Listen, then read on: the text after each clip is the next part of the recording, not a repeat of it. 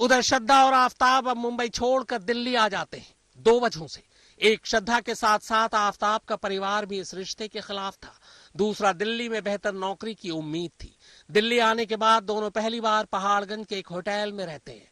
फिर अगले दिन सैजुद्दौला जाप के एक होटल में रुकते हैं। फिर तीसरे रोज दोनों अपने कॉमन फ्रेंड के साथ उसके घर छतरपुर में रुकते हैं। फिर कुछ दिन बाद ही छतरपुर में ही एक घर किराए पर ले लेते हैं। यही वो घर है, इसका पता है D93/1 छतरपुर। दिल्ली आने के बाद श्रद्धा नौकरी की तलाश शुरू कर देती है, जबकि आफताब को एक कॉल सेंटर में काम मिल चुका था। श्रद्धा से उसके पिता या भाई की अरसे से बात नहीं हो रही थी, पर श्रद्धा के दोस्तों के जरिए उन्हें यह पता चल चुका था कि दोनों अब दिल्ली में हैं और छतरपुर में कहीं रह रहे हैं। इसी दौरान 14 सितंबर को श्रद्धा के भाई श्रीजय को श्रद्धा के दोस्त लक्ष्मण नाडर ने फोन कर बताया कि पिछले 2 महीने से श्रद्धा का मोबाइल बंद है, क्या तुम्हारे पास उसका कोई फोन आया? यह सुनकर श्रद्धा के पिता ने लक्ष्मण को फोन मिलाया और उससे अपनी बेटी के बारे में पूछा। लक्ष्मण ने बताया कि अमूमन हर 2-3 दिन में श्रद्धा से उसकी बात हो जाया करती थी, लेकिन इधर पिछले 2-2.5 महीने से कोई बात नहीं हुई है, उसका मोबाइल भी बंद है। श्रद्धा के पिता ने यह सुनकर श्रद्धा के बाकी दोस्तों को फोन घुमाया। सभी ने यही कहा कि पिछले 2-2.5 महीने से श्रद्धा से उनकी कोई बात नहीं हुई है। यह सुनकर श्रद्धा के पिता घबरा गए। सबसे पहले उन्होंने पालघर के मणिकपुर पुलिस स्टेशन में श्रद्धा की गुमशुदगी की रिपोर्ट लिखाई, पर चूंकि श्रद्धा दिल्ली के छतरपुर से गायब हुई थी, लिहाजा महाराष्ट्र पुलिस ने रिपोर्ट दिल्ली के मेहरौली थाने को आगे बढ़ा दी।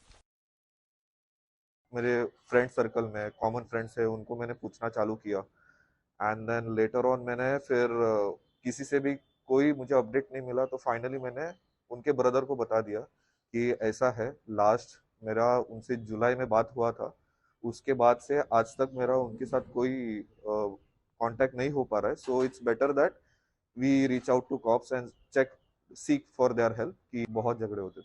क्या बता देती हो आप? यहाँ तक कि एक बार ऐसा भी झगड़ा हुआ था जब उसने मुझे व्हाट्सएप पे ऐसा मैसेज करके बोला कि प्लीज यहाँ मेरे घर पे आ जा, मुझे बाहर लेके जा, अगर आज रात को मैं इसके साथ घर पे रही तो ये मुझे मार डालेगा। ऐसा भी झगड़ा हुआ है उनके बीच में। 9 नवंबर को मेहरौली पुलिस ने श्रद्धा के पिता विकास वॉलकर की शिकायत पर श्रद्धा की गुमशुदगी की रिपोर्ट लिखी।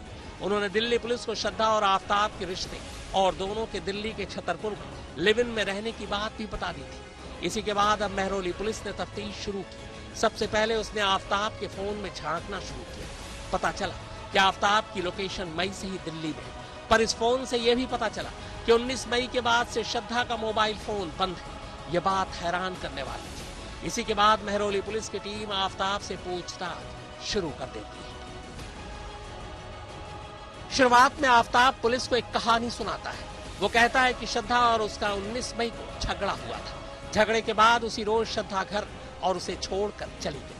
उसने उससे बात करने की काफी कोशिश की, मगर उसका मोबाइल फोन बंद था। हालांकि इस दौरान पुलिस ने छतरपुर में आफताब के इस घर की तलाशी भी ली थी, लेकिन तब ऐसा कुछ नहीं मिला था जिससे आफताब पर शक होता। लेकिन पूछताछ और सवाल जवाब के दौरान कई बार आफताब अपने ही बयानों को काटता रहा। पुलिस को लग गया कि वो कुछ छुपा रहा है।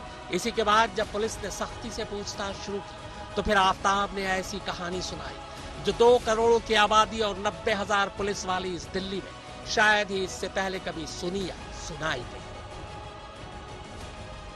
पालघर से दिव्येश के साथ अरविंद ओझा, दिल्ली आज।